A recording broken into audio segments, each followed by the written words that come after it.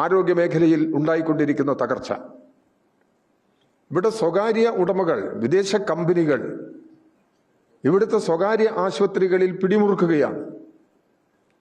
അതിന് സഹായകരമായ നിലപാടാണ് കേരളത്തിലെ ഗവൺമെന്റ് സ്വീകരിക്കുന്നത്.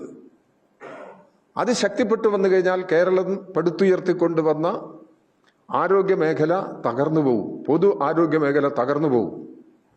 ആ അപകടകരമായ സ്ഥിതിയിലേക്ക് കേരളത്തെ കൊണ്ടുപോകുന്നതിനാണ് ഇവിടെ ശ്രമിച്ചുകൊണ്ടിരിക്കുന്നത് എന്നുള്ളത് നമുക്ക് കാണാൻ സാധിക്കും. ഞാൻ നേരത്തെ പറഞ്ഞ BJPക്ക് അനുകൂല, കേന്ദ്രത്തിന് അനുകൂലമായ നിലപാടിന്റെ മറ്റൊരു ഉദാഹരണമാണ് PM-ശ്രീ പദ്ധതിയിൽ എടുത്തിട്ടുള്ള നിലപാട്. എന്തായിരുന്നു UDA ഗവൺമെന്റ്, കേരളത്തിലെ ഗവൺമെന്റ് ഇവിടെ ഈ BRC പ്രവർത്തനം മുന്നോട്ട് കൊണ്ടുപോകുന്നതിന് ഫണ്ട് വാങ്ങിയെടുക്കുക എന്നുള്ള ഉദ്ദേശം വെച്ചുകൊണ്ടുള്ള ചില നിലപാടുകൾ സ്വീകരിച്ചപ്പോൾ ശക്തമായി പ്രതിഷേധിച്ചില്ലേ UDF? LDF അത് അവസാനിപ്പിച്ചു. LDF അതിന്റെ നാഷണൽ എഡ്യൂക്കേഷൻ പോളിസിയുമായിട്ട് ഇടതുപക്ഷ ജനാധിപത്യ മുന്നണി ഗവൺമെന്റിന് യോജിപ്പില്ല, മുന്നണിക്ക് യോജിപ്പില്ല. അതും PM-ശ്രീ ഒന്നല്ല. എന്നാൽ PM-ശ്രീ പദ്ധതി അതിന്റെ ചില അംശങ്ങൾ ചേരുന്നതുമാണ്. കേരളത്തിൽ PM-ശ്രീ നടപ്പിലാക്കേണ്ടതില്ല എന്നാണല്ലേ LDF ഗവൺമെന്റ് തീരുമാനിച്ചത്. ആദ്യം ഒപ്പിട്ടു എന്നുള്ളത് ശരിയാണ്. ഒപ്പിട്ടു, എതിർപ്പ് വന്നു, ആലോചിക്കാതെ ഒപ്പിട്ടു, എതിർപ്പ് വന്നു, അത് മാറ്റം വരുത്തുന്നതിന് തീരുമാനിച്ചു. ഗവൺമെന്റ് അത് മാറ്റം വരുത്താൻ തീരുമാനിച്ചു, അത് നടപ്പിലാക്കേണ്ടതില്ല എന്ന് തീരുമാനിച്ചു. ഇപ്പം എന്താ ഇവിടെ നടപ്പിലാക്കുന്നത്? ഇനി PM-ശ്രീ കേരളത്തിലൊരു പ്രത്യേകതയുണ്ട്. ഇവിടെ LP സ്കൂൾ മുതൽ ഹയർ സെക്കൻഡറി വരെ സ്കൂൾ നല്ല പരിഷ്കരണത്തിലേക്ക് പോയതാണ്. ഗവൺമെന്റിന്റെ കീഴിൽ, LDF ഗവൺമെന്റിന്റെ കീഴിൽ സ്മാർട്ട് ക്ലാസ് റൂമുകളാക്കി മാറ്റിയതാണ്. നാനാതരത്തിലുള്ള സഹായങ്ങൾ തേടി ഗവൺമെന്റ് മുൻകൈയെടുത്ത് ഇത്തരമൊരു പരിഷ്കരണ നടപടികൾ വിദ്യാഭ്യാസ മേഖലയിൽ നടപ്പിലാക്കിയിട്ടുണ്ട്. അവിടെ PM-ശ്രീയുടെ സഹായമില്ലാതെ തന്നെ കേരളത്തിന്റെ വിദ്യാഭ്യാസ അന്തരീക്ഷത്തെ ശക്തിപ്പെടുത്താൻ കഴിഞ്ഞിട്ടുണ്ട്. അതാണ് കേരളത്തിന്റെ അനുഭവം. ഇതെല്ലാം വെച്ചുകൊണ്ട് ഇപ്പോൾ PM-ശ്രീ വഴി ഏതെങ്കിലും ഒരു സ്കൂളിൽ പരിഷ്കരണ നടപടി സ്വീകരിച്ചിട്ടുണ്ടെങ്കിൽ അവിടെ ഇന്ത്യൻ പ്രധാനമന്ത്രിയുടെ ഫോട്ടോ പതിക്കണം. ഈ നിലപാട് വന്നിരിക്കുക. ലൈഫ് പദ്ധതി സാധാരണക്കാരെ സംബന്ധിച്ചിടത്തോളം പ്രധാനപ്പെട്ടതാണ്. സ്വന്തമായി വീട് നിർമ്മിക്കാൻ കഴിയാത്ത പാവപ്പെട്ട കുടുംബങ്ങൾക്ക് സ്വന്തമായ വീട് ഗവൺമെന്റ് ഉറപ്പ് നൽകിയതാണ്. ആ അങ്ങനെ വീട് നിർമ്മിക്കുമ്പോൾ 4 ലക്ഷം രൂപ ഗവൺമെന്റ് കൊടുക്കുന്നു. സ്വന്തം പൈസ മുടക്കാൻ കഴിവുള്ളവരാണെങ്കിൽ അവർക്ക് പണം മുടക്കി ഇതിന് കുറച്ചുകൂടി ഉയർന്ന പരിഷ്കരണങ്ങളൊക്കെ ഏർപ്പെടുത്താം. പക്ഷെ 4 ലക്ഷം രൂപ ഗവൺമെന്റ് കൊടുക്കും. ഈ നിലപാടിനോട് എന്താ ഗവൺമെന്റിന്റെ, ഇവിടുത്തെ UDA ഗവൺമെന്റ് നിലപാടെന്താ? ആ പദ്ധതി അതുപോലെ തന്നെ തുടരാൻ അവർ തയ്യാറല്ല. അവരിപ്പോൾ സ്വീകരിക്കുന്നത് 1 ലക്ഷം രൂപ കുറച്ചേ കൊടുക്കുള്ളൂ എന്നാണ്. അങ്ങനെ കൊടുത്ത് കേന്ദ്രത്തിന്റെ ഒരു ചെറിയ സഹായം കിട്ടിയാൽ തന്നെ അവിടെ പ്രധാനമന്ത്രിയുടെ പടം വെക്കണം ഈ വീടിന്റെ മുമ്പിൽ. ഇതൊരു എത്ര പാവപ്പെട്ടവനായി കഴിഞ്ഞാൽ ആ പാവപ്പെട്ടവന് ഒരു സാധാരണ നിലയിലുള്ള ഒരു അഭിമാനമുണ്ടാവും. അതിനെയൊക്കെ ചോദ്യം ചെയ്യുന്ന നിലയിലാണ് ഇത്തരം നടപടികളെല്ലാം നടപ്പിലാക്കുന്നതിന് വേണ്ടി. എന്താ ഇതിന്റെ അർത്ഥം? നേരത്തെ അവർ ഇതിനെല്ലാം എതിർത്തതാണ്. എതിർത്തവർ ഇതിന് പിന്തുണയ്ക്കുന്നു എന്ന് പറയുന്നതിന്റെ അർത്ഥം ജനദ്രോഹപരമായ സമീപനത്തിന്റെ ഭാഗമാണ് എന്നുള്ളതാണ് ഞങ്ങൾ ചൂണ്ടിക്കാണിക്കുന്നത്. ഇവിടെ സർക്കാർ പ്രീഡർമാരായി BJP അനുയായികളെ നിശ്ചയിക്കുന്ന നില വന്നു. സെനറ്റിലും സിൻഡിക്കേറ്റിലും സംഘപരിവാർ അനുഭാവികളെ തള്ളിക്കയറ്റുന്ന നിലപാട് ഗവൺമെന്റ് സ്വീകരിച്ചു. ഇതിനെല്ലാം UDA ഗവൺമെന്റ് പിന്തുണ നൽകുകയാണ്. ഇത് ഞാൻ നേരത്തെ സംസാരിച്ചിട്ടുള്ള പ്രശ്നത്തിന്റെ ഭാഗമാണ്.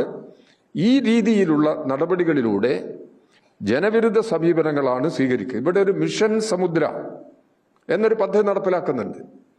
അത് നടപ്പിലാക്കുന്നതിന്റെ ഭാഗമായി ഈ കരിമണൽ ഖനനം അത് സ്വകാര്യവൽക്കരിക്കപ്പെടും, തുറമുഖങ്ങൾ സ്വകാര്യവൽക്കരിക്കും.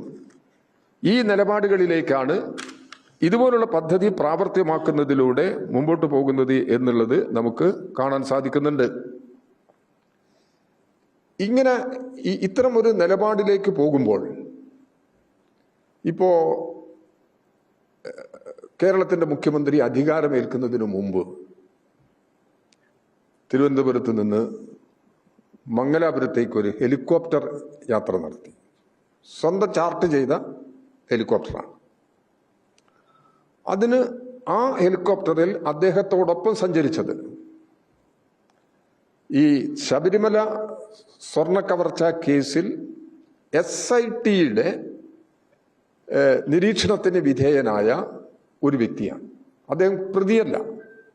അദ്ദേഹത്തിന് അതിലെന്തെങ്കിലും പങ്കിടുമോ നമുക്കറിയില്ല. നമ്മൾ അങ്ങനെ ഒരു ആരോപണം ഉന്നയിച്ചിട്ടില്ല. പക്ഷെ അങ്ങനെയുള്ള ഒരാളെ കൂട്ടി കേരളത്തിന്റെ ഭാവി മുഖ്യമന്ത്രി യാത്ര ചെയ്യാമോ? ഇതാണ് ചോദ്യം.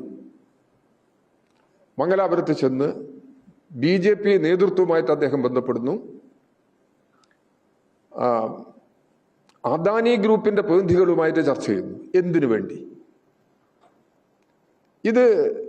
ഇത് സതീശൻ, ഞാൻ തന്നെ ഇടതുപക്ഷ ജനാധിപത്യ മുന്നണിയുടെ ഒരു പ്രസ് മീറ്റിൽ ഞാൻ തന്നെ ഇതിന്റെ വിശദീകരണം ആവശ്യപ്പെട്ടതാണ്. ഇന്ന് വരെ ഒരു വിശദീകരണം തന്നിട്ടില്ല. ഇക്കാര്യത്തിൽ കോൺഗ്രസിന്റെ വിശദീകരണം എന്ത്? ഇങ്ങനെ ഒരു യാത്ര നടത്തിയതിനെ സംബന്ധിച്ച് ശരിയോ തെറ്റോ? എന്തായിരുന്നു ഇതിന്റെ ഉദ്ദേശം? ഇത് സംബന്ധിച്ച് കോൺഗ്രസിന്റെ അഖിലേന്ത്യാ നേതൃത്വം വിശദീകരിക്കണ്ടേ? അഖിലേന്ത്യാ നേതൃത്വം ഇത്തരം പ്രശ്നങ്ങളെ കുറിച്ചൊന്നും വിശദീകരിക്കുന്നില്ല എന്നുള്ളതാണ് യാഥാർത്ഥ്യം. ഇനി ഇവിടെ ജനങ്ങളുടെ ജീവിതത്തിൽ നടപ്പിലാക്കുമെന്ന് പ്രഖ്യാപിച്ച ചില പദ്ധതിയുണ്ട്. തെരഞ്ഞെടുപ്പിന് മുമ്പ് ഒരു ഇന്ദിരാ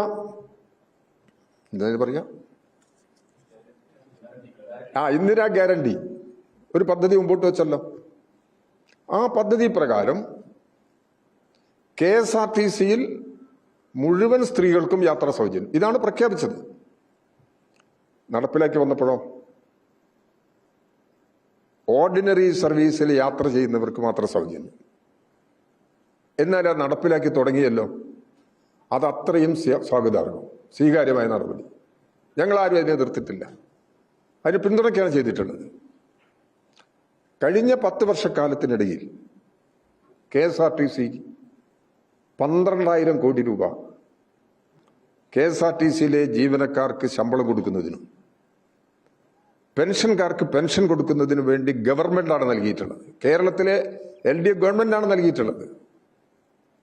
KSRTCയുടെ ഒരു സാമ്പത്തിക സ്ഥിതി എങ്ങനെയാണ്? വലിയ പ്രതിസന്ധി നേരിടുന്ന ഒരു വ്യവസായമാണ്. ആ ഒരു വ്യവസായത്തിൽ ഗവൺമെന്റ് പണം മുടക്കി ഇങ്ങനെ സൗജന്യ യാത്ര അനുവദിക്കുന്നതിൽ തെറ്റൊന്നുമില്ല. പക്ഷേ KSRTCയുടെ വരുമാനം സംരക്ഷിക്കപ്പെടുമോ? കൂടുതൽ അപകടത്തിലേക്ക്, നിലനിൽപ്പിന്റെ കാര്യത്തിൽ കൂടുതൽ അപകടത്തിലേക്ക് KSRTC നീങ്ങുകയാണ്. KSRTCയിൽ ജോലി ചെയ്യുന്ന ജീവനക്കാരുടെയും KSRTCയിലെ പെൻഷൻകാരുടെയും താല്പര്യങ്ങൾ പരീക്ഷിക്കണം.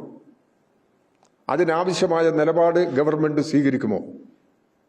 ഇപ്പോൾ വരുന്ന ചെലവെല്ലാം സംസ്ഥാന ഗവൺമെന്റ് വഹിച്ചു കഴിഞ്ഞിട്ടില്ല. അപ്പൊ ചെലവെല്ലാം സംസ്ഥാന ഗവൺമെന്റ് നിർവഹിക്കണം എന്നുള്ള കാര്യം തർക്കമില്ല.